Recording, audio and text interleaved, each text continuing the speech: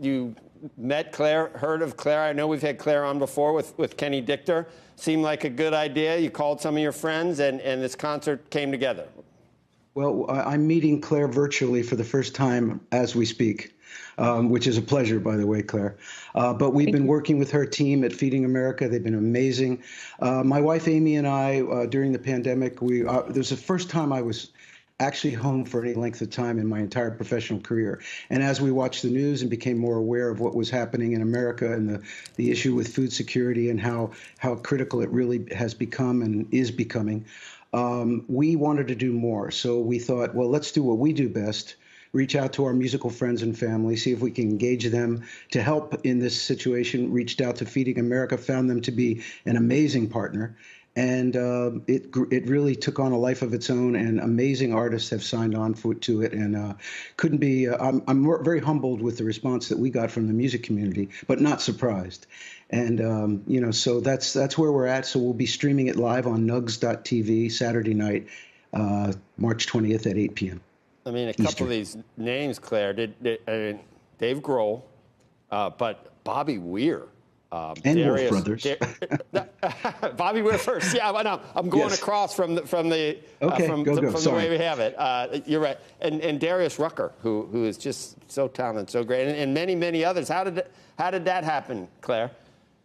Well, I think what we're seeing with these artists is so similar to what we've seen with the American public at large. Because of the remarkable outpouring of support, we were able to provide over 6 billion, with a B, meals to people facing hunger last year. And we know that this is going to be a marathon, not a sprint. So we need people like John and Amy and all of the remarkable artists who will be participating in this concert. And we need your audience to remember that even when the outward signs of this pandemic have gone away, there are going to be a lot of people who are still struggling out there. So we're grateful.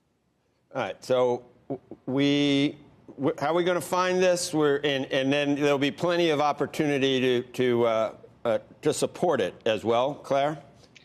Yes, that's right. So feedingamerica.org, there's actually a special hashtag for this particular event. And I think John can give you some more details on that one more time. But we're excited about this partnership, and we hope that your whole audience tunes in. There's going to be great music and a great cause. Why don't we do it again? Go ahead, John. I'm sorry. We'll have a QR code as well on the lower third of the video, as well as a URL, as Claire said, to take you right to feedingamerica.org. And it's going to be one thing that we were very adamant about. We wanted to make sure that this show was completely free. So it's not a pay-per-view. Anyone can watch it. So you go to nugs.net, nugs.tv. That's nugs.tv. And once again, it's Saturday night at 8 p.m. Eastern. Daryl Hall is going to be there. Do you guys perform independently from one another now? Will there be a? How's it going to work? We do everything. We work together, and we have a tour that hopefully we're going to go back on the road in August if the world lets us. But one thing, when I called Daryl about being part of this, I said to him, Daryl, here's a great opportunity for us to do something different from our big hits. Obviously we play our big hits when we're on tour. That's what most people come to see. And I said, here's a chance for us to do something. So Daryl came up with a really amazing version of a great solo song that he did a few years ago. And I wrote a brand new song for the show. In addition to that, and I will say a little plug here, we're going to unveil a electronic dance version of Maneater that I did with my co-host Saxsquatch, who is a saxophone playing Sasquatch who lives in the woods. I won't say more. I think you need to tune in. Amazing. So, Claire, just before we go, we got about a minute left. What else is your organization dealing with? There's so many different aspects to what happened in the last year. You probably can't even. You probably can't even do all the things you'd like to be doing right now. No, we certainly can't do all the things that we'd like to be doing.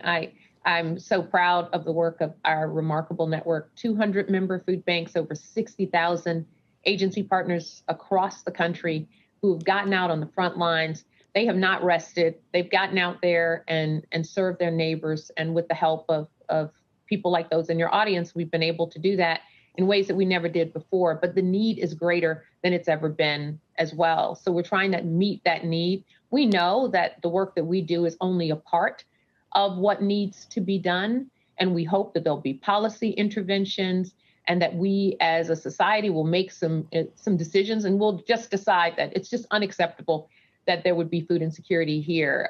One quick statistic that is a little bit unfortunate, or a lot unfortunate in my estimation, is even before the pandemic, there were 35 million people who were food insecure, 35 million people. If the economic downturn of 2008 is any indication, it'll take us 10 years to get back to the 35 million. So we're going to work hard to cut that number at least in half and get to 35.5. And we're going to need help to make that happen. And I'm confident that we're going to get that help, and we're going to really change the face of hunger in this country. Shepard Smith here. Thanks for watching CNBC on YouTube.